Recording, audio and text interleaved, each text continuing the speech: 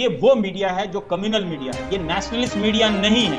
तो मुझे भी 8 लाख 9 लाख व्यूज मिलते थे, काफी है। तो ये मैं कैसे मान लूं कि ये पत्रकारिता रिजेक्टेड है? मैं तो 30 मिनट तक बोलता हूँ, करेक्ट, अकेले खड़ा होकर बोलता हूँ। वो फालतू रिटायर्ड लोगों को भी नहीं लाता अपने कार्यक्रम में, तो लोग सुनते हैं। मीडिया को देश के लोगों को समझना पड़ेगा कि ये सिर्फ लोकतंत्र का हत्यारा नहीं है, ये जनता का कातिल है। हर कोई भक्त का मजाक उड़ाता हुआ मिलेगा, मतलब जो बीजेपी का भक्त है, जो मोदी जी का भक्त है, पर मैं मोदी जी के भक्त की सेवा भी करता हूँ। जिस रवीश कुमार को ये गाली देते हैं, उसी रवीश कुमार से कह रहे हैं कि सर आप हमारे भर्ती परीक्षा के बारे में लिख दीजिए। लिबरल भी अब डर गए हैं बहुत सारे। अब वो सोचते हैं कि यूएपीए लगा देंगे, एनआईए लगा देंगे, कोर्ट में क्या होगा नहीं बोलेंगे।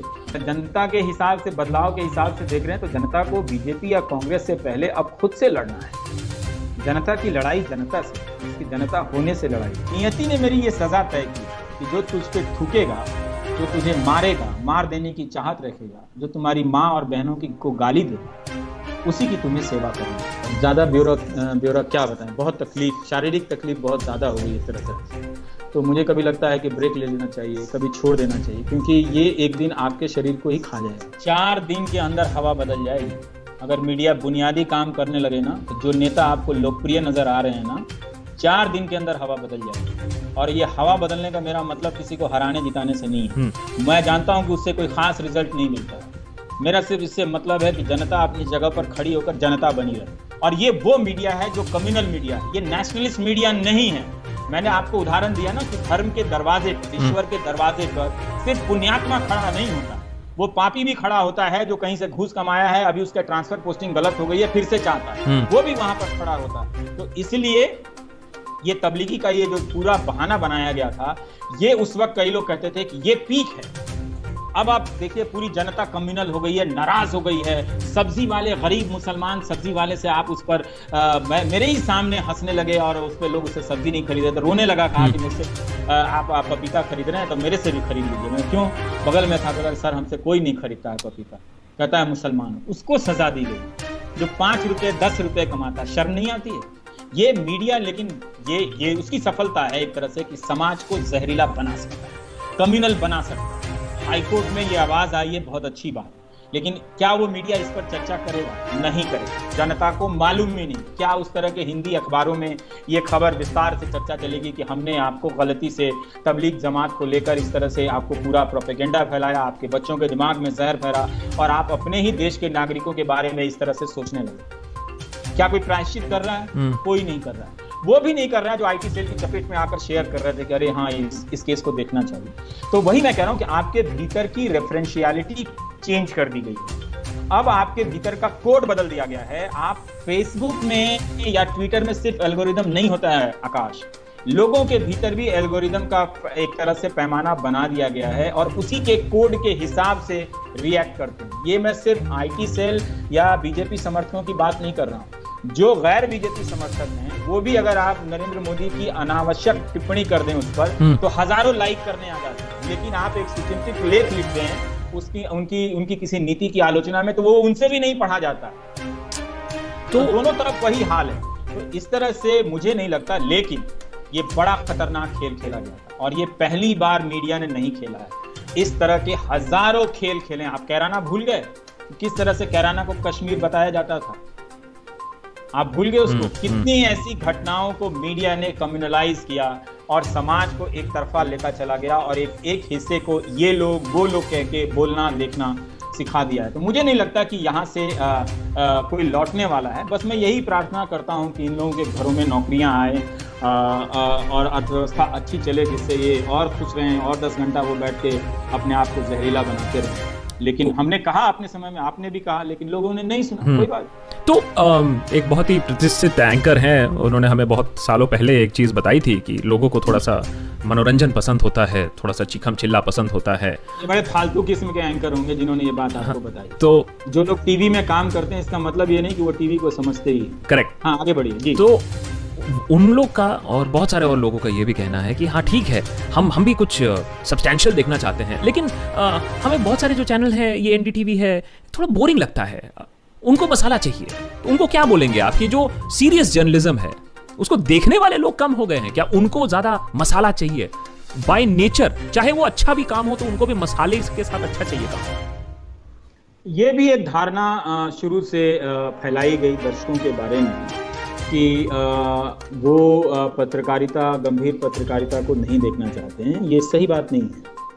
अगर आप मैं टीआरपी को मैं मानता नहीं हूँ, लेकिन 20,000 घरों में आपको पता है ना कि जब कोई चैनल नंबर 1 हो तो कभी बार्क से पूछिएगा कि कितने मीटर घरों में एक्चुअल कितने मीटर घरों से ये डेटा आपको मिला है। आप मुझे ये मत बताइए कि 20,000 घरों में आपका सैंपल है, क्योंकि उस 20,000 घरों में आप 900 चैनल या 1000 चैनल का आप सैंपलिंग करते हैं उस 20,000 में से। तो मुझे बता दीजिए कि एक रिमोट टीआरपी से वो नंबर बना है 1 या 3 रिमोट टीआरपी से नंबर 1 बना है? बता सकता है कोई इस सवाल का जवाब? यही बेसिक सवाल है। जिस दिन ये सवाल आप पूछने लगेंगे तो हालत खराब हो जाएगी। ये बहुत लोगों को मालूम नहीं है कि कभी कभी एक शो के वजह से चैनल नंबर 1 और नंबर 3 हो जाता है। एक शो नहीं बोला मैंने बोला एक रिमोट टीआरपी जिन घरों में होती है उसको समझिए। एक आपको रिमोट दिया जाता है इस तरह से, जिस तरह से ये एसी का रिमोट होता है ना, इसमें कोड होता है। तो मुझे बता दे कि कितने 20,000 में से भी बता दे कि जो नंबर 1 आया है कितने ऐसे अलग अलग रिमोट से वो नंबर 1 हुआ। 20,000 का सैंपल है, मुझे यही बता दीजिए कि आपको 300 ऐसे रिमोट घरों ने, टीआरपी रिमोट घरों ने इसको देखा है तो ये नंबर 1 है 20,000 में, फिर मैं मान लूंगा। पर मेरा अपना हंच है कि वो 1 या 2 रिमोट टीआरपी रिमोट घरों से वो नंबर 1 होता है या नंबर 2 होता है या 5 या 6। तो ये खेल है। तो इसलिए इस सैंपलिंग को की तुलना आप उस सैंपलिंग से नहीं कर सकते ना, जो कम से कम 50,000 60,000 अलग अलग लोगों से कांग्रेस, बीजेपी या नरेंद्र मोदी की लोकप्रियता के बारे में सवाल करते हैं। तो ये खेल है। और जरूर अगर मैं ये तभी स्वीकार करूंगा कि जब सेम प्लेटफॉर्म पे बाकी लोगों को भी देखा जाता हो, मेरा भी देखा जाता हो। तो ऐसा तो है नहीं। मैंने जब यूट्यूब में थोड़े दिनों के लिए देखना शुरू किया था तो मुझे भी 8 लाख 9 लाख व्यूज मिलते थे, काफ़ी है। तो ये मैं कैसे मान लूँ कि ये पत्रकारिता रिजेक्टेड है? मैं तो 30 मिनट तक बोलता हूँ, करेक्ट, अकेले खड़ा होकर बोलता हूँ। वो फालतू रिटायर्ड लोगों को भी नहीं लाता अपने कार्यक्रम में। तो लोग सुनते हैं और क्या, लोग याद रखते हैं, बहुत लोगों को याद है उसके बारे में। हाँ, उसका कोई राजनीतिक असर नहीं है तो मैं उसके लिए थोड़ी बनाता हूँ। मैं तो कहता हूँ कि 20 साल बाद समझ में आएगी, जब आपकी नौकरी चली जाएगी, बर्बाद हो जाएंगे, तब आप बैठ कर देखेंगे और क्या करेंगे। लेकिन जब आपसे मैंने ये इंटरव्यू सेटअप किया तो मुझे 5 साल पहले वाला इंटरव्यू याद आया जो मैंने आपके साथ स्क्रॉल में किया था। वो आपने एक बहुत ही स्टिंगिंग कमेंट मारा था और मैं जानना चाहूँगा उस पर आपका अभी अपडेट क्या है 5 साल बाद, जब बहुत ही सरप्राइज थे लोग और इसीलिए वो हेडलाइन भी बना था कि और रवीश ने गोदी मीडिया से पहले वो वाला स्लोगन बनाया था, वो था लेजी लिबरल्स का। और ये लेजी लिबरल्स कुछ करते नहीं हैं और लेजी लिबरल्स के साइलेंस की वजह से आपने मुझे बताया था कि आपने ट्विटर छोड़ा था। और ये उस 5 साल पहले की बात है और आप अभी भी उस बात पर कायम है कि आप ट्विटर पे वापस नहीं आए। तो ये लेजी लिबरल्स 5 सालों में क्या किया है इन्होंने? कोई चेंज आया है और या इन्हें क्या करना चाहिए? बहुत सारे लोगों में ये बदलाव आया है। उन्होंने अपने आप को रिजॉल्व किया है कि ये लड़ाई कांग्रेस बीजेपी के बियॉन्ड है। इंस्टीट्यूशंस को सोसाइटी के भीतर रिस्टोर करना है।